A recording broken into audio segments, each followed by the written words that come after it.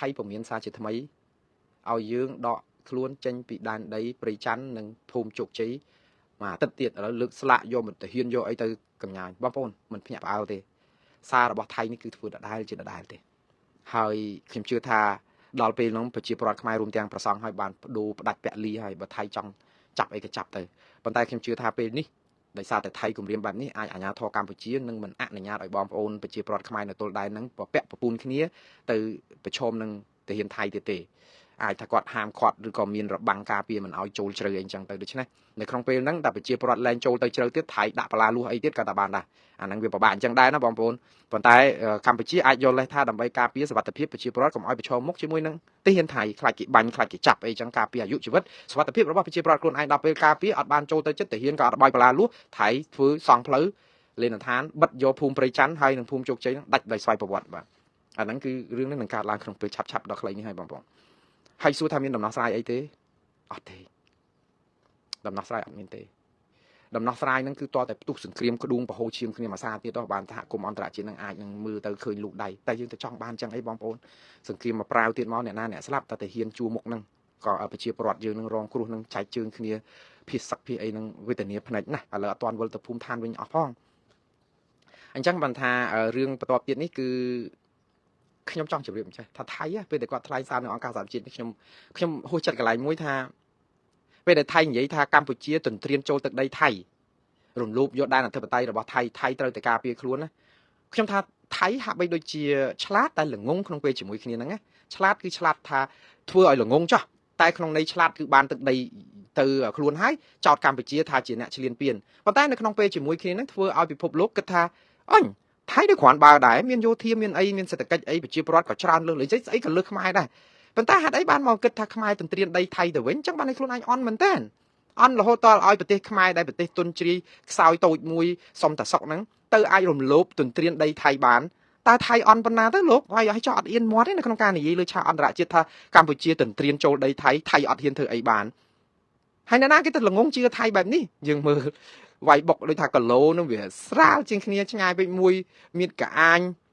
ធាត់ត្រលុកហើយមួយទៀតនោះស្វិតរញ័រហើយទៅយើងទៅគិតថាអ្នកហ្នឹងមកវាយមកឈ្លានពានមកជន់ជើងហើយអត់ហ៊ានតតាំងទេព្រោះអីខ្លាចដូចថៃពេលខ្លះគឺថាល្បិចជន់កែងខ្លួនឯងដែរអាហ្នឹងវាពិបាកដែរបងប្អូនគាត់ទៅយំឡាំប៉ាតធាក់ជើងនៅ UN ថាខ្ញុំជាជនរងគ្រោះទេខ្ញុំជាគាត់ទៅដើមដីខ្ញុំទេអាហ្នឹងដូចក្មេងឡាំប៉ានៅដីចឹងថាគាត់ទៅដើមនំខ្ញុំប៉ុន្តែនំនៅក្នុងដៃផងនៅក្នុងមាត់ផងយំហ្នឹងស្រែកយំអត់រួចផងព្រោះនំនោះវាពេញមាត់ពេកនៅនឹងទាំងអស់ហាគ្នាអ្នកនោះអត់មានស្អីសោះហើយខ្លួនឯងហ្នឹងមកប្រកាច់ប្រធាក់ដីថាគេវាយខ្ញុំតាមពិតដនីលដើម្បីបាននំបានអីពេញដៃពេញមាត់ហ្នឹងទៅហើយគ្នានៅនោះអត់បានអីសោះទៅចោតគ្នាឯនោះថាទៅដើមអាហ្នឹងវាមើលទៅគួរអាក្រក់មើលមែនតើបងប្អូនតែធ្វើម៉េចយើងវាអកុសលបងប្អូនចឹងហើយបានខ្ញុំប្រាប់ថាវិធីរបស់យើងរបស់យើងគឺមានតែបន្តជួយគ្នាប្តឹងទៅតុលាការយុត្តិធម៌អន្តរជាតិទេប្តឹងទៅបងប្អូនបើយើងលែងធ្វើសង្គ្រាមទៅហើយហ្នឹងគេបាញ់ប្រមាណប្រាវយើងប្រាប់ថាយើងអត់បាញ់ទេទាហានជួមុខថាថ្នាក់ដឹកនាំប្រាប់មកថាមិនឲ្យបាញ់ទេគឺយើងអត់ធ្មត់ចោះមិនអីទេប៉ុន្តែប្តឹងទៅបងប្អូនបើអត់ធ្មត់ហើយអត់ប្តឹងគេទៀតតែយើងចង់បានឲ្យប្រកាសខ្ញុំពុំទៅយល់អត់យល់ខ្ញុំនៅតែប្រកាន់ចំហថាបើយើងអត់ទិញស្លឹកឆ្នោតណាអាចថានិយាយឲ្យងាយចុះខ្ញុំមិនលើកទឹកចិត្តឲ្យបងប្អូនលេងឆ្នោតទេចាក់កតុយលេខព្រោះកតុយលេខស្រួលយល់ជាងបងប្អូននៅស្រុកខ្មែរម៉ោងនេះក៏នៅតែមានសម្បេនៅអាមេរិកនេះក៏នៅគេលេងកតុយលេខដែរយើងនិយាយទៅបងប្អូនខ្លះលេងកតុយលេខហ្នឹងមិនមែនចង់បានលុយកាក់មកនេះថារំលឹកអនុស្សាវរីយ៍លេងតុងទីនហ្នឹងក៏មានដែរនៅអាមេរិកហ្នឹងក៏មានដែរដូចថាគាត់ធ្លាប់មានអនុស្សាវរីយ៍អញ្ចឹងទៅនឹករលឹកអីអញ្ចឹងទៅលេងទៅឲ្យសុបាយកំសាន្តពេលខ្លះក៏មែនតែនដែរពេលខ្លះក៏លេងអញ្ចឹងទៅគាត់កំសាន្តសុបាយចាក់កតុយលេខដែរបងប្អូនបើសិនជាបងប្អូនអត់យកលុយទៅចាក់កតុយលេខឲ្យគេកត់លេខឆ្នោតឲ្យមានកតុយមកកត់លេខប្រមាណចាក់អីប្រមាណអា2លេខអា3លេខអីអញ្ចឹងហើយស្រាប់ដល់ពេលល្ងាចឡើងគេផ្សាយចេញមកហើយយើងអត់ចាក់អង្គគេសោះយើងគ្រាន់តែយល់សពឃើញចេះយើងកាត់ទៅហើយស្រាប់ដល់ពេលហើយទៅប្រាប់កូនចៅថាញីហ្នឹងសង្ស័យទៅត្រូវឆ្នោតទេព្រោះយល់សពច្បាស់ហើយដល់ពេលយល់សពច្បាស់ឬក៏មិនយល់សពច្បាស់អីយ៉ាងម៉េចយកអត់បានទិញលេខឆ្នោតហ្នឹងផងហើយដល់ពេលហើយគេផ្សាយមកយើងមិនមានសិទ្ធអីហ្នឹងទៅនិយាយថាសង្ស័យទៅត្រូវឆ្នោតវាអត់ទៅសង្ស័យត្រូវឆ្នោតហ្នឹងខាតទេព្រោះអត់ឆ្នោតអត់បានទិញផងនិយាយចឹងទៅអីហើយបើនិយាយចឹងមកហ្នឹងគេថាប្រហែលជាគាត់មានបញ្ហាសតិអារម្មណ៍ទេដឹងហើយព្រោះអត់អាចនិយាយចឹងកើតផងឆ្នោតអត់ទិញផងទៅអាចទៅត្រូវកើតអីទេតោះតែយើងទិញបានយើងមានសិទ្ធផ្ទៀងគេឥឡូវដូចគ្នាអញ្ចឹង យើងទៅសង្ឃឹមអីបើយើងអត់ប្តឹងទៅ ICJ ហើយយើងអត់បានផ្ទុះអាវុធតដៃគេយកវិធីស្ងប់ស្ងាត់អស់អត់ធ្មត់ទៅខ្ញុំអត់មានទៅជុំទោះអីទេខ្ញុំចង់ឲ្យតែកម្ពុជាមានសុខសន្តិភាពអត់ចង់ឲ្យទាហានយើងបាត់បង់ពលីជីវិតប៉ុន្តែវិញ្ញាណក្ខន្ធរបស់គាត់កំពុងតែនៅតែជេរស្ដីអស់លោកទេណាគាត់ស្លាប់ពលីដើម្បីការពារដីកុំឲ្យគេដណ្ដើមបានណាដល់ឥឡូវក៏ពេលគាត់ស្លាប់បាត់បង់ជីវិតអស់ស្រាប់តែដីគេយកបលាលួសមកគាត់យកអស់ហើយយើងនៅស្ងៀមមកយើងអត់ប្តឹងតើវិញ្ញាណក្ខន្ធរបស់វិញ្ញាណក្ខន្ធបុព្វបុរសខ្ញុំហៅថាបុព្វបុរសទៅវីរៈបុរសរបស់យើងនឹងតើលោកនឹងជេរស្ដីដាក់បដាសាយើងប៉ុណ្ណាទៅលោកដើម្បីឲ្យវិញ្ញាណក្ខន្ធគាត់ស្ងប់សុខតោះតែប្តឹងផងប្រាប់ថាអស់លោកបានពលីទៅដើម្បីជាតិអ្នកដែលនៅចំនួនក្រោយនេះមិនឲ្យវិញ្ញាណក្ខន្ធអស់លោកទៅដោយអាសាបងទេគឺឲ្យសោយសុគតិភពដោយពួកយើងបានប្តឹងទៅតុលាការយុត្តិធម៌អន្តរជាតិឲ្យគេចាត់ការរឿងនេះហើយចង់គឺយើងបានតតាំងផ្លូវនេះមួយដើម្បីឲ្យស្ងប់ប៉ុន្តែមិនមែនស្ងប់ដោយតវ៉ាស្ងប់ត្រឹមតែថ្កោលទោសស្ងប់ត្រឹមតែជូនដំណឹងស្ងប់ត្រឹមតែជំទាស់ស្ងប់ត្រឹមតែស្នើពីមនីអញ្ចឹងទេអាហ្នឹងអស់លោកធ្វើបានច្រើនណាស់ខ្ញុំសរសើរប៉ុន្តែអាហ្នឹងវាគ្រាន់តែជាពិធីសារវាមិនមែនជាពិធីផ្លូវការទេបាទរឿងចុងក្រោយគឺខ្លីៗគឺតាក់ទងនឹងថៃគេលោកប៊ុនស៊ិនបាត់ខ្លាំងថ្ងៃនេះគេឡើងទៅលើភ្នំទ្របហើយនៅសល់តែ3ថ្ងៃទៀតទេ2ថ្ងៃទៀតទេដល់ថ្ងៃចប់អាណត្តិនៃតំណែងជាមេបញ្ជាការភូមិភាគយុទ្ធភូមិភាគទី2របស់ថៃនឹងហើយដូច្នេះលោកឡើងទៅនេះគឺជាថ្ងៃចុងក្រោយចង់ប្រាប់ថាគាត់បានកាងកន្លែងតំបន់ភ្នំទ្របនេះយកទង់ជ័យថៃយកទៅដាក់ធ្វើឲ្យទាហានកម្ពុជានឹងរត់ចោលភ្នំទ្របអស់មកគេទៅចាក់បេតុងគេធ្វើផ្លូវឡើងហើយទៅច្រៀងចម្រៀងភ្លេងថៃយកទាហានយកអីឡើងទៅថតដូចមិនចេះធុញសោះយកមកផ្សាយរាល់ថ្ងៃសូម្បីតែខាងកម្ពុជាថានឹង AI ប៉ុន្តែអាចុះអាប់អាកាសធាតុភ្លឺឥឡូវអាកាសធាតុស្អាប់ខែនេះខែភ្ជុំភ្លៀងធ្លាក់ហ្នឹងក៏វាត្រូវនឹងព្រឹត្តិការណ៍ហ្នឹងបើ AI មែនហ្នឹងក៏ហេតុអីក៏វាច្បាស់ដូចថាវាត្រូវនឹងព្រឹត្តិហេតុហ្នឹងអីសពបែបយ៉ាងចឹងដែរទៅហើយយើងនៅតែប្រាប់ប្រជាពលរដ្ឋថាភ្នំទ្របជាភ្នំរបស់យើងតែគេយកអស់អញ្ចឹងទៅហើយគាត់មកប្រាប់ទៀតថាបន្តិចទៀតឲ្យមានកម្មវិធីរត់ម៉ារ៉ាតុងអីណាឡើងភ្នំទ្របអីហ្នឹងពីខាងភាគីថៃព្រោះឥឡូវគេចាក់ផ្លូវបេតុងឡើងស្អាតអស់ហើយអីចឹង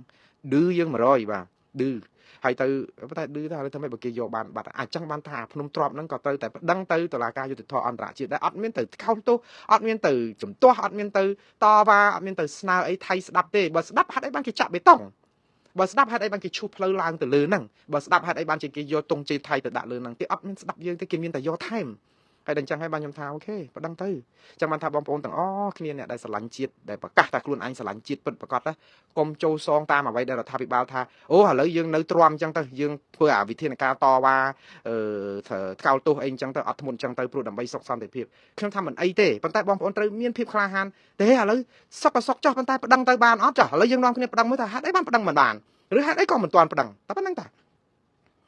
ឬមួយក៏បងប្អូនថាកុំអាលបញ្ញាពេកអីរដ្ឋាភិបាលគេកំពុងរៀបចំបណ្ដឹងអីតាអីអញ្ចឹងទៅបើសិនជារៀបចំបណ្ដឹងក៏រដ្ឋាភិបាលក៏គួរប្រាប់ដែរថាអ្នកមកដល់ដំណាក់កាលនេះបណ្ដឹងធ្វើដល់ចំណុចនេះហើយឥឡូវថែមចំណុចនេះទៀតថ្ងៃនេះនឹងដាក់សារណានេះទៀតថ្ងៃនេះក្រុមនេះនឹងជជែកនេះអត់លេងជាង2ខែហើយស្ងាត់អោយឈឹងមកថារវល់រឿងច្បាប់កែសញ្ជាតិដកសញ្ជាតិអីណានេះវិញហ្នឹងហើយចាំមើលបងប្អូនដូចខ្ញុំនិយាយចឹងថ្ងៃ23ខែតុលាឆ្នាំ2025ត្រូវនឹងក្រុមអ្នកតវ៉ាឬក៏ក្រុមសកម្មជនបពប្រឆាំងនៅក្រៅប្រទេសបោះប្រកាសរដ្ឋាភិបាលក្រៅប្រទេសឬរដ្ឋាភិបាលសមោលខ្ញុំថាមកដល់ម៉ោងហ្នឹង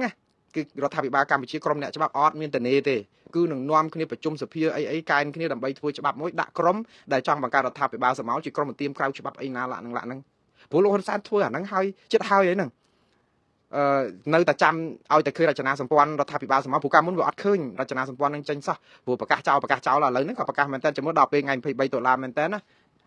រវល់ចឹងទៀតរវល់ធ្វើច្បាប់ដើម្បីដាក់វាយបំបែកបំផ្លាញគ្នាឯងនឹងឲ្យបានប៉ុន្តែអារឿងទៅប្តឹងថាអត់ទាន់ឡើយខ្ញុំជឿថាបើសិនជាគាត់ប្តឹងនៅតុលាការ ICJ ឲ្យមានដាក់ទាំងអាតំបន់ទាំង10កន្លែងដែលថៃថាគ្រប់គ្រងបានឲ្យថែមតំបន់ព្រៃច័ន្ទឬក៏ភូមិជោគជ័យនេះថែមទៀតចឹងវា12កន្លែងណាបងប្អូនខ្ញុំអាចស្ងប់ចិត្តខ្លះដែរមិនថាស្ងប់ចិត្តរឿងអីទេថារដ្ឋាភិបាលពិតជាបានប្តឹងហើយតែឥឡូវវាអត់ប៉ុន្តែយ៉ាងណាគាត់ចាំអ៊ុតមើលដែររដ្ឋាភិបាលថៃនៅ4ខែអនុទិនច័ន្ទវរៈគុលត្រូវកាន់4ខែអញ្ចឹងគាត់ចាំមើលឃើញលុយចប់4ខែហ្នឹងជួនកាលអត់ចប់ទៀតហើយទៅបោះឆ្នោតថ្មីរដ្ឋាភិបាលថ្មីសិតចាំអ៊ុតដែរបងប្អូនចាំអ៊ុតដល់ថ្ងៃនេះអ៊ុតលទ្ធផលថៃយើងជាប្រទេសអធិបតេយ្យយើងចាំអ៊ុតលទ្ធផលថៃអូចាំមើលមេដឹកនាំថ្មីគេមកមិនវិញយើងអាចសម្របសម្រួលគ្នាបានអត់ទេយើងអីឡើងអញ្ចឹងហើយខ្ញុំបានជម្រាបឲ្យថាកុំថារដ្ឋាភិបាលថៃណាមួយដែលមាននាយករដ្ឋមន្ត្រីណាក៏ដោយចាប់ព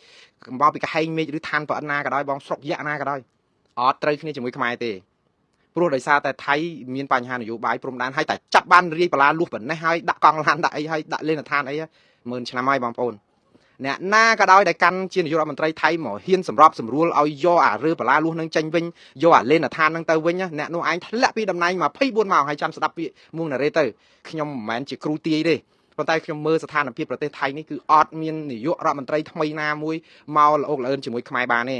ព្រោះអត់អាចឲ្យរឿងដែលละอกละเอิญអត់បានមួយទៀតគឺលោកហ៊ុនសែនបានបំផ្លាញភាពទុកចិត្តជាមួយតកូលថាក់ស៊ីនទៅទៀតដូច្នេះអាហ្នឹងគឺបិទសាប៊ូគ្រប់ផ្លូវអស់ហើយដូច្នេះកុំសងអ្វីដែលយើងមានតែអត់នៅក្នុងដៃរបស់យើងគឺមានតែដាក់ប្តឹងទៅតុលាការយុត្តិធម៌អន្តរជាតិឲ្យដាក់ទៅបើវាភ្លើងឆេះកាលឆេះទៅព្រោះគ្មានពេលណាដែលល្អជាងពេលនេះទៀតទេតែចាំពេលក្រោយទៅវាយឺតពេលយឺតវេលាណាស់ហើយអញ្ចឹងអាហ្នឹងខ្ញុំគ្រាន់តែដាក់ថាយឺតពេលវេលាហ្នឹងថាបើឥឡូវវាពងឲ្យឆ្លោះគ្នាអញ្ចឹងដាក់មកឲ្យមួយសារទៅគេចង់និយាយថាបើជ្រុលតែភ្លៀងមកហើយគឺឲ្យវាលៀងជំរះចោលឲ្យមួយសារឲ្យស្អាតស្លែងហ្នឹងអស់ហ្មងទៅហើយចាំមើលតែចាំដល់ពេលត្រូវហៅគ្នាអីហើយស្រាប់ចាំមកដាក់អាបដិងហ្នឹងថៃរករឿងយើងទៀតឆ្លោះគ្នាមួយសារទៀតអត់ត្រូវគ្នាទៀតអញ្ចឹងបានថាតែយើងថាចិត្តថារដ្ឋាភិបាលគេថាគេពងពិបាកចង់ងាប់ឲ្យឯងនេះនិយាយទៅស្រួលស្រួលគេគិតចង់ប្រេះខួរឲ្យលោកហ៊ុនសែនណាដែលចង់ឲ្យប្រជាប្រដ្ឋឌីលថាយើងបានតែខ្មែរគ្នាឯងវាយមួយងើបមួយយើងចង់តតាំងជាមួយថៃយ៉ាងដែរពួកគាត់ខ្លាំងដូចលោកហ៊ីនប៊ុនហៀងអីវិញថាសិតតែវាយជាមួយអាមេរិកវាយអីតែឥឡូវបាត់លោកហ៊ីនប៊ុនហៀងឲ្យឈឹងតែម្ដងតាំងពីហ្នឹងមកអត់ឃើញគាត់អាចថាគាត់រក្សាភាពស្ងប់ស្ងាត់អញ្ចឹងទៅកុំឲ្យវារពើអីគាត់ថាបានតែអ្នកដែលបកកាយបាត់មកអស់លីងដល់ពេលហ្នឹងទុកឲ្យប្រជាពលរដ្ឋកាន់ដបងថ្ងៃមុននោះឃើញឆ្កែមួយទៀតឆ្កែស្រីម៉ៅព្រមដបងនៅម្ដុំភូមិព្រៃច័ន្ទនិងភូមិជោគជ័យខ្ញុំមើលឃើញ